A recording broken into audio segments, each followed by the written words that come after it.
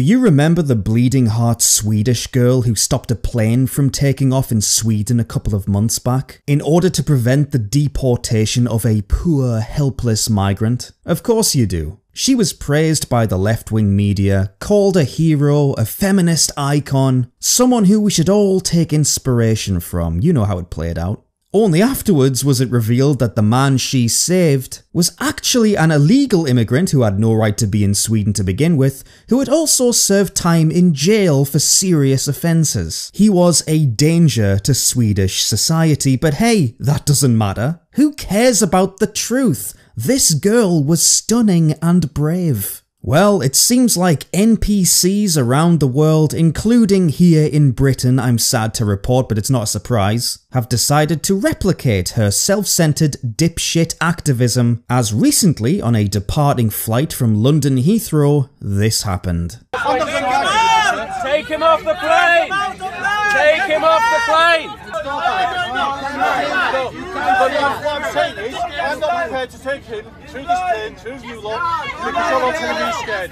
We're going to Take him off the plane, exactly. Take him off the plane! Take him off the plane! He says they're separating him from his family. His family is here. Take him out! Take him out of the plane!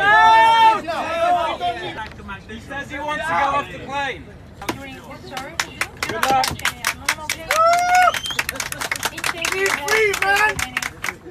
How heroic. But who is this mysterious man? What's his story? Surely he was being wrongly targeted by the authorities in a case of horrendous systemic racism, no? Surely this won't come back to bite the protesters in the arse as it did in Sweden, will it? Well, let's find out.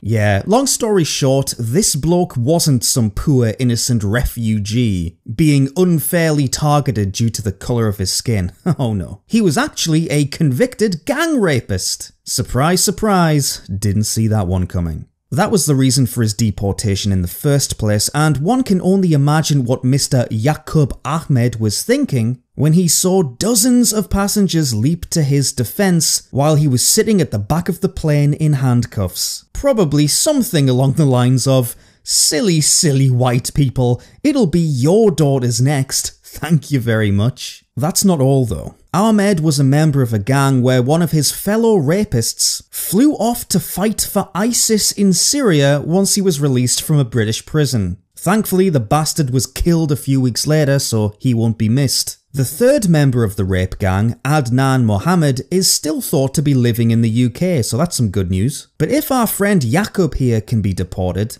I'm sure we can also make arrangements for him to be shipped out as well. What do you think? Make it happen. I mean, what benefit is it to the British people and our wider society to have these people remain in the country? Just to fill you in on their crime a little more, to add some context to this situation, our three Somali musketeers found a 16-year-old girl in central London after she was separated from her friends on a night out. They managed to convince her that they knew where her friends were and that they would take her to them, instead leading her back to a flat where they proceeded to gang rape her. Neighbours called the police, the men denied it because they have astonishingly low IQs, and they were proven guilty through DNA evidence. What was their jail sentence?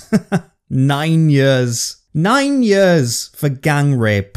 Seems a little light, doesn't it? 3 grown men luring a teenager back to a flat under false pretenses before sexually attacking her, and they get 9 years. Huh.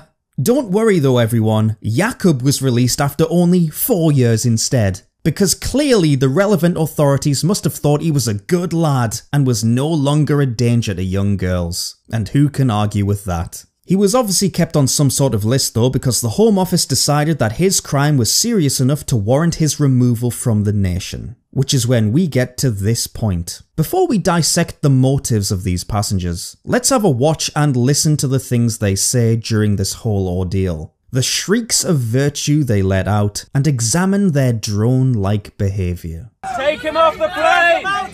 Take him off the plane! Take him off the plane, exactly. Take him off the plane! Take him off the plane! Members of the crowd almost begin chanting the phrase, "Take him off the plane! Take him off the plane!" Whatever happened to manners, eh? A please would be nice. But seriously, this tells us a lot. This is a demand, not a request. These entitled freaks actually think that if they shout the same thing over and over again, an official government body needs to do what they say. Here we see the white liberal women, all with the same gormless facial expression, nodding in compliance with the demand. Yes, yes, there's a good liberal white woman. At no point do they ever stop and ask themselves why this must be done, by the way. At no point do they consider that perhaps the man sitting in bloody handcuffs may have done something wrong. But I'll touch on that in a second. Let's see a bit more. You haven't got the authority to.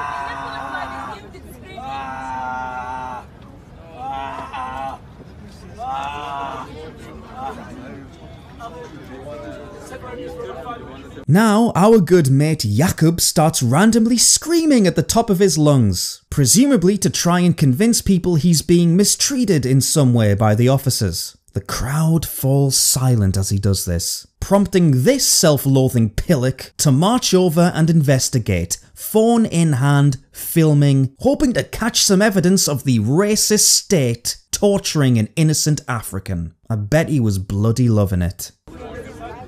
He says they're separating him from his family. His family is here. His family is here? Oh good, round them up as well and send them back with him, if it'll make him feel better. What about the family of the girl that was gang raped by him? Do they count in this? Well, you don't know that happened yet, but at the same time I still want to ask the question. He says he wants to go off the plane.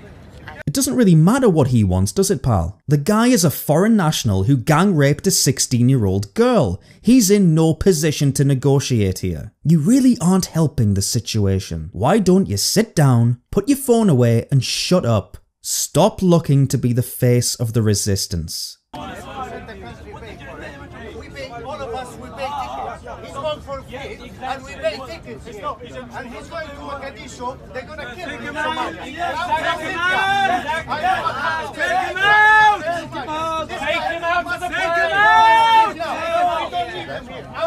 We don't need him. Take him out! He's going to die. Definitely, they're going to kill him.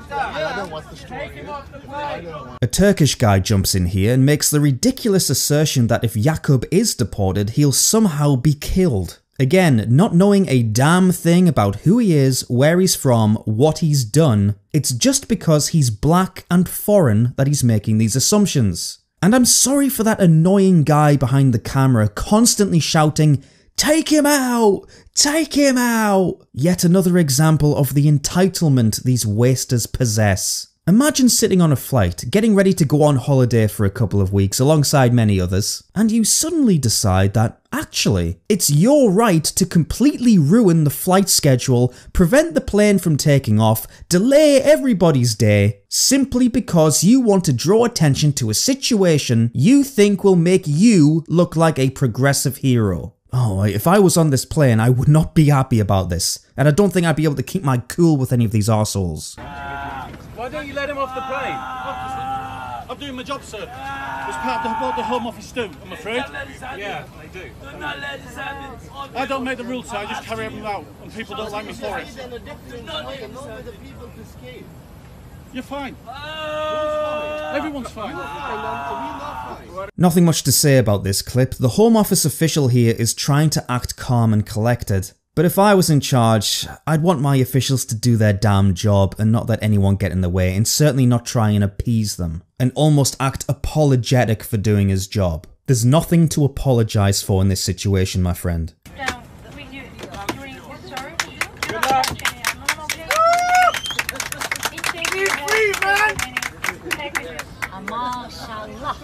The gang rapist is eventually taken off the flight and the crowd applauds. One guy shouts, "Good luck, mate." Another shouts, "You're free, man." But these people are really applauding themselves. They feel good about what they've just achieved. They feel moral and superior. A victory against the system. I'm sure a few of them would have tried selling their footage to The Guardian or something afterwards. Maybe try to get an interview. They think they are the ones who will usher in the change they want to see. They'll create a society shining with equality. So much equality, in fact, that gang rapists like Jakob will be spared deportation because a group of virtue signalers with no knowledge or insight into his situation will always take it upon themselves to be judge and jury and base their entire worldview on their distorted perception of migrants. There used to be a time, I don't know if you can remember, where if you'd see somebody in handcuffs surrounded by officers, you'd conclude that they had probably done something wrong and were in the process of being punished. Now, the modern left think differently, but only if the arrestee is of an ethnic minority. Now, when they see a man like this handcuffed and surrounded by officers,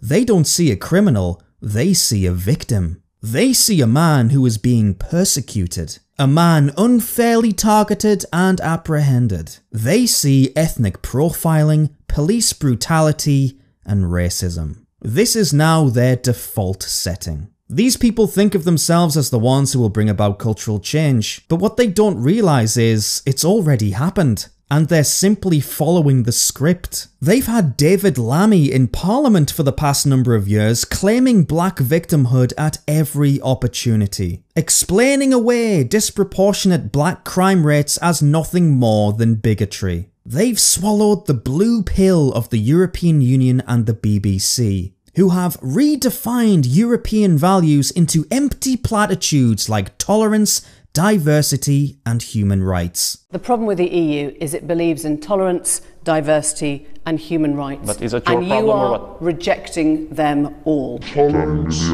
diversity. And have hammered our colonial history over our heads ad nauseum. They've been told that Donald Trump is the next Hitler, that black people in America are heading for nothing but state violence. They've bought into the Black Lives Matter propaganda hook, line and sinker. They are now nothing more than carrier pigeons, delivering these false messages everywhere they go, seeing every given situation through a political lens and choosing to ignore all manner of context. Yes, we truly live in upside down land. It's time to get tough. All I see in this video is complete capitulation from the Home Office in the face of a dozen screeching harpies. This is what should have happened. See if you agree with me. The protesters' demands should have been met with utter rejection. They should have been told that their demands were based on inaccurate judgments, and that the deportation was 100% justified. If the passengers still refused to back down and still carried on in their ridiculous behaviour, one by one, they should have been removed from the plane and arrested for attempting to obstruct official criminal proceedings. This should have been done quickly, efficiently, and without prejudice. Then, our good buddy Jakob the gang rapist, who freely associated with ISIS terrorists, could have been deported as planned and returned to the shithole he came from, never to set foot in our country ever again.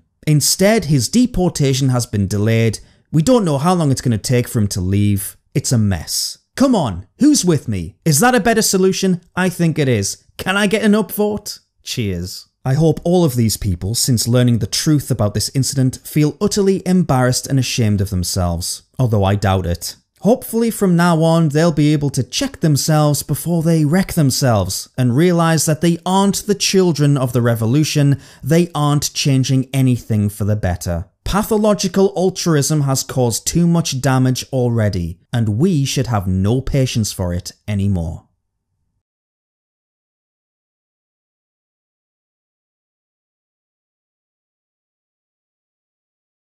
Thank you all so very much for watching once again. If you'd like to support this channel, links are down below as always. You can do so in a number of ways. The first is via PayPal. Thanks to everyone who's been so generous. Really good stuff. Or you can become a monthly patron of mine. $5 a month or more will get your name at the end of every single one of my videos as a credit, like these gorgeous, beautiful angels right here. I couldn't do this channel without your help, guys. That's the truth. Thank you so very much.